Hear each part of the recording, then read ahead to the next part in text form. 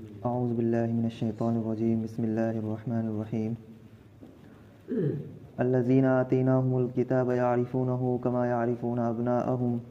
الذین خسروا انفسہم فہم لا یؤمنون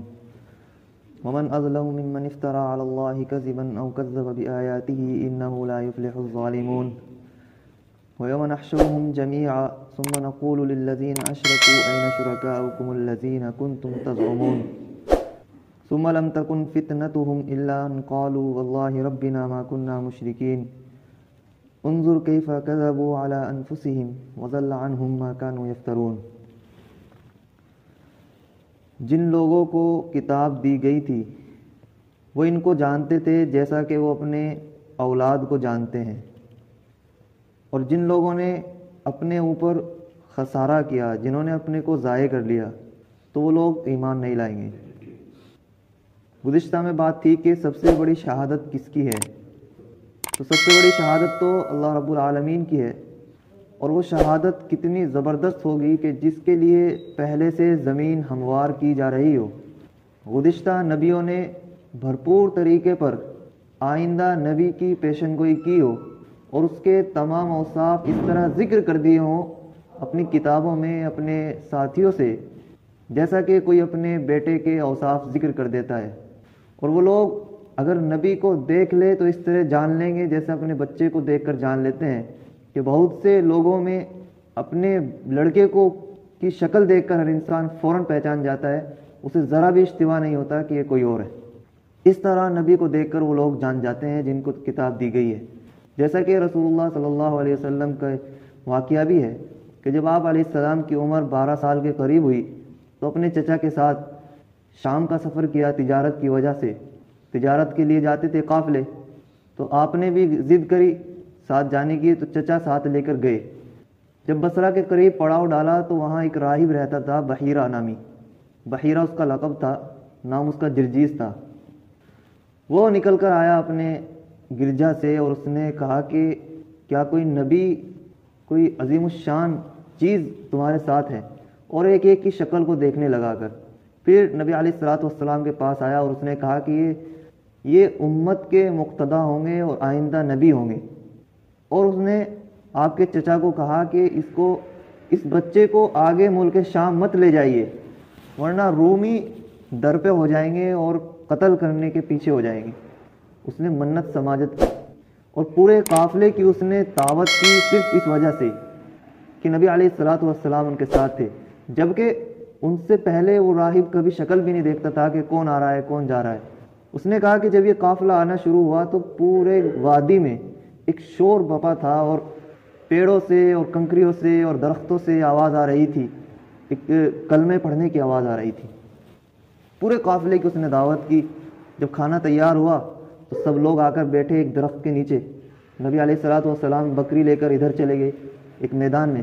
تو اس نے کہا کہ وہ تو نہیں آئے۔ انہیں بلایا گیا تو پیڑ کے نیچے جو سایہ تھا وہ سارا گر چکا تھا، اب باقی بچا تھا چاروں طرف کی جگہ جہاں دھوپ ہوتی ہے۔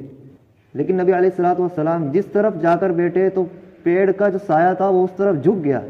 اس نے سب کو دکھایا کہ دیکھو سایہ کس طرف جھک رہا ہے۔ نبی علیہ الصلوۃ والسلام کی شان کو دیکھ کر اور اس نے منت سماجت کی اور آپ کو وہاں سے واپس بھیج دیا۔ چنانچہ وہ اس طرح جانتے تھے نبی علیہ الصلوۃ والسلام کو جیسا اپنے بچوں کو جانتے ہیں۔ اسی طرح دوسرا واقعہ بھی آپ کے ساتھ پیش آیا تھا کہ جب آپ کی عمر تھوڑی زیادہ ہوئی، 22-23 سال کے قریب، قافلے تو جاتے ہی تھے تجارت کے لیے، تو حضرت ختیجہ تو جو تھیں وہ مالدار تھیں مکہ کی،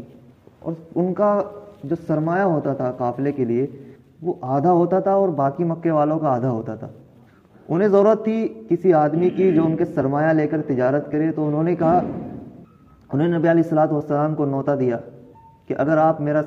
سامان فروخت کر کے آئیں گے اور میرے سامان سے تجارت کریں گے تو میں دوسرے کی بنسبت آپ کو دوگنا دوں گی۔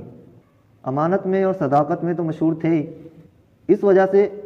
اپنے غلام کو بھی ساتھ لگا دیا مدد کے لیے، میسرہ کو۔ جب آپ گئے اور پڑاؤ ڈالا شام کی سرحد پر، وہاں ایک اور راہب ملا، نستورہ نامی۔ جس پیڑ کے نیچے آپ نے پڑاؤ ڈالا تو وہ نکل کر آیا۔ اس نے کہا کہ حضرت عیسیٰ علیہ الصلوۃ والسلام کے بعد کوئی نبی یا کوئی شخص حضرت عیسیٰ نبی کے بعد کوئی شخص اس درخت کے نیچے نہیں ٹھہرا سوائے آپ کے، اور اس نے دیکھا کہ آپ کے علیہ الصلوۃ والسلام کی آنکھوں میں عجیب لالی سی چمک ہے۔ اس نے اس غلام کو بھی دکھایا کہ دیکھو ان کی آنکھوں میں کیسی چمک ہے۔ اس نے کہا کہ یہ تو ہمیشہ سے ہے، یہ پہلے سے ان کی آنکھیں ایسی ہیں۔ غرض وہ جانتے تھے نبی علیہ الصلوۃ والسلام کو، اور اس قدر اوصاف ان کے سامنے تھے، جیسا کہ حدیث میں آتا ہے کہ حضرت ابن سمعہ کی شاید حدیث ہے کہ جب وہ آئے تلاش میں تو جو انہوں نے سن رکھا تھا وہ ساری چیز پوری ہو گئی، ایک ہی رہ گیا تھا کہ ان کا غصہ، ان کی رحمت، ان کا محبت رحمت ان کے غضب پر بھاری ہوگی۔ جب آپ کی مجلسوں میں شریک ہوئے تو دیکھا کہ واقعی آپ تو بہت رحم دل ہیں اور غضب پر بھاری ہے ان کی رحمت،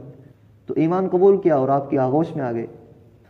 الذین آتیناہم الکتاب، جن کو کتاب دی گئی تھی، وہ لوگ جانتے تھے ایسے ہی جیسے اپنے بیٹوں کو جانتے ہیں، فوراً پہچان لیتے تھے۔ الذین خسروا انفسهم فهم لا یؤمنون، جن لوگوں نے اپنے آپ کو ضائع کر دیا،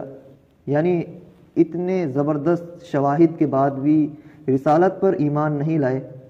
انہوں نے اپنے آپ کو ضائع کر دیا۔ فهم لا یؤمنون، تو وہ لوگ ایمان نہیں لانے والے ہیں، وہ لوگ ایمان نہیں لائیں گے۔ ومن اظلم ممن افترى علی اللہ کذبا او کذب بآیاتہ، اور اس سے بڑا ظالم کون ہو سکتا ہے جس نے اللہ پر جھوٹ باندھا ہو اور اللہ کی آیتوں کو جھٹلایا ہو۔ بے شک ظالم لوگ فلاح نہیں پائیں گے، ظالم لوگ فلاح نہیں پائیں گے، اور سب سے بڑا ظالم وہ ہے جس نے اللہ پر جھوٹ باندھا ہے۔ جھوٹ اس طرح باندھا ہے کہ وہ چیز جو اللہ کی جانب سے نازل نہیں ہوئی، یعنی شرک، اللہ کے ساتھ میں شرک کرنا، بتوں کو، ستاروں کو، سورج کو، چاند کو اور دوسری چیزوں کو اللہ کے اوصاف کے ساتھ ملا دینا،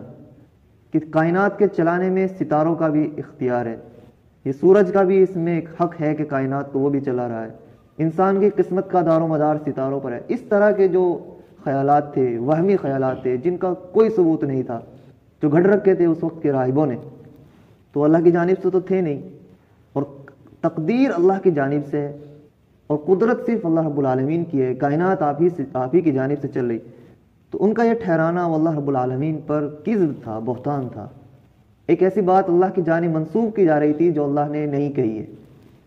اور اس سے بڑا ظالم کون ہو سکتا ہے جو اللہ پر جھوٹ باندھے، اور یا وہ اللہ کی نشانیوں کو جھٹلائے۔ ایک تو جھوٹ یہ بھی ہو سکتا ہے کہ کسی کی شان میں، دو طرح کے جھوٹ ہوتے ہیں، کسی کی شان میں کوئی بات نہیں ہوئی تھی وہ اس کے ساتھ لگا دینا، یہ بھی جھوٹ ہے، اور کسی کی شان میں کوئی بات تھی اس کا انکار کر دینا، وہ بھی جھوٹ ہے۔ تو دونوں طرح کے جھوٹ، اللہ کی جانب سے جو چیز نازل ہوئی اس کا انکار کیا تو وہ بھی جھوٹ، اور جو چیز نازل نہیں ہوئی وہ ایک چیز کا اضافہ کر دیا تو وہ بھی جھوٹ ہے۔ تو اللہ پر بہتان باندھے، اس سے بڑا ظالم کون ہو سکتا ہے، یا اللہ کی آیتوں کو جھٹلائے۔ انہ لا یفلح الظالمون، ظالم لوگ فلاح نہیں پائیں گے، کامیاب نہیں ہوں گے۔ وَيَوْمَ نَحْشُرُهُمْ جَمِيعًا ثُمَّ نَقُولُ لِلَّذِينَ أَشْرَكُوا أَيْنَ شُرَكَاؤُكُمْ،